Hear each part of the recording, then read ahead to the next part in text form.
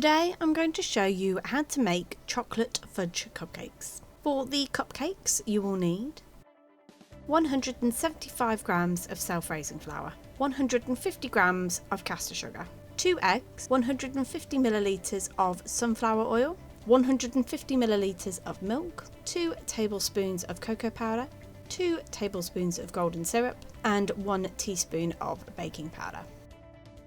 Firstly, you want to mix all of your wet ingredients together. So to the oil, you add your milk, your eggs, and your golden syrup.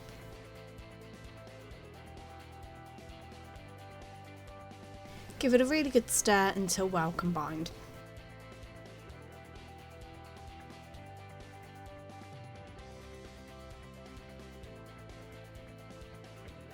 Then in a separate bowl you want to mix all your dry ingredients together. So to your flour you want to add your sugar, your baking powder and your cocoa powder. Give it a really good mix until it's all well combined. And then create a well in the centre. Then to that well you want to add your wet ingredients and give it a really good mix until you get a nice batter. Don't worry that the batter looks slightly thin, it will work.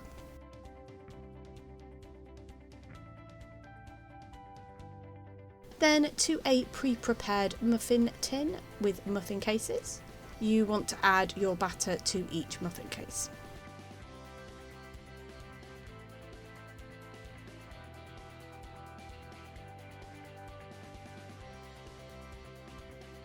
Then bake in a preheated oven at gas mark 4, 180 degrees centigrade or 160 fan assisted for 20 to 25 minutes. Then for the icing you will need 200 grams of chocolate.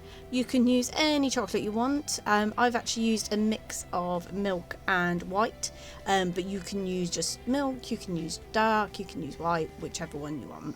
100 milliliters of double cream, 50 grams of icing sugar, and then some sprinkles to decorate. Firstly, you want to melt your chocolate. You can melt it in a bain-marie over a saucepan of hot water, or I have just melted mine in the microwave. Then to your melted chocolate, you want to add your double cream and give this a really good stir until well combined. Then you want to add your icing sugar. I have transferred the mixture to a larger bowl, and then what you want to do is you want to use an electric whisk and whisk for about 5 minutes until it is light and fluffy. If you want, when adding your icing sugar, you can sieve it in.